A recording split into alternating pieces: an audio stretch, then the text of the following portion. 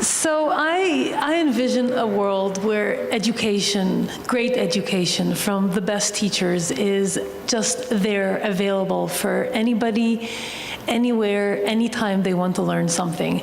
It is not a privilege of the very few, but rather something that is really just a human right for anybody who needs it. And I think that we have an opportunity of making that possible by the use of technology to capture some of the greatest minds, the greatest scholars, and preserve their teaching and make it available at what is effectively a zero marginal cost per learner to anybody around the world. So let me talk about what I consider to be two of the implications if we could make that happen.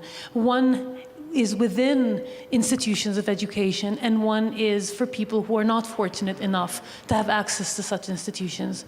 So within institutions, currently in many, maybe not in the very small privileged institutions, but in many others, people get the bulk of their learning by being shunted into large auditoria where the poor instructor is standing there conveying, disseminating the same content in almost exactly the same words that they used last year. And they don't do it because they're bad teachers, by and large. They do it because they need to scale up the education they provide to the 300, 400 people that need to have access to that content.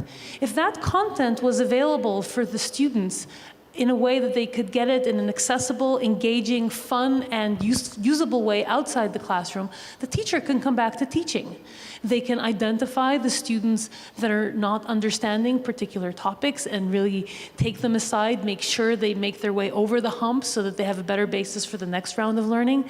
And they can teach the kind of stuff that we really need to have our students emerge from educational institutions with, but we often don't have an opportunity to teach them.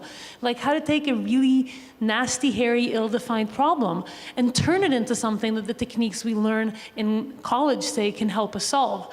How do you think critically about something? How do you convince somebody of your opinion? How do you create a cogent argument? All of these are things that employers constantly tell us, even at top universities like Stanford, that our graduates don't emerge with enough of that kind of education, and we should spend more time doing that. And so I think if content was more readily available, teachers could go back to doing more teaching. The second, I think, important and maybe even more significant ramification of content that's readily available is all those hundreds of millions or arguably billions of people around the world that simply do not have access to the kind of high-quality education that we in the United States or in Israel, I think, take for granted. There are people for whom it's not the question of whether you go to a good university or a second-tier university. There just isn't an option for them to go to any university, or in some cases not even a high school, or in some cases not even an elementary school. So let me give a concrete example. In India, the government is looking to increase the post-secondary, the university completion rate, from 13 to 30%, 30% being much more typical in the Western world. In order to achieve that goal, they would need to build no fewer than 1,500 new academic institutions. Now, aside from the logistical nightmare of building 1,500 universities, currently in India, the universities below the top tier of 20 or 30 IITs, IIMs, and so on are at about 25% staffing levels because there are just not enough qualified instructors in India to staff the existing academic institutions and teach the students who need to be taught. So if India builds 1,500 new academic institutions, who's going to staff them?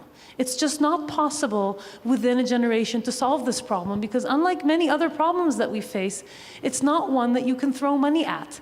You can throw money at building buildings and they might get built, but you cannot throw money at creating human capital and hope that the human capital will be created. Qualified people to teach complicated, advanced topics will be created within a short number of years.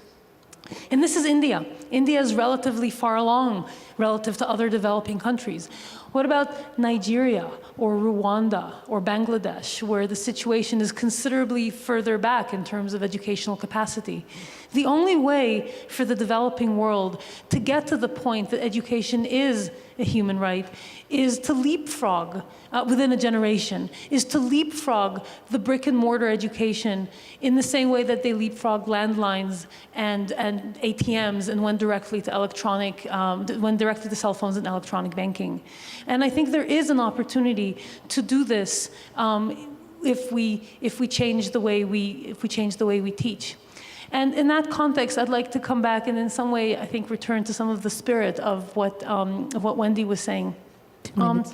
In the September of 2012, I attended the launch of the Education First initiative at the United Nations, where the goal is to take, by 2015, which is the end of the Millennium Development Goal Challenge, to get education to every child and every student who needs it around the world. And they were talking about how you travel in Africa, where people are living in refugee camps, in little grass huts on a cup of food a day, and they asked them what they most want. The parents say they don't talk about more food and they don't talk about better shelter. They talk about a better education for their children because they know that that's the only way for their children to break out of the cycle of poverty. Thank you. Thank you very much.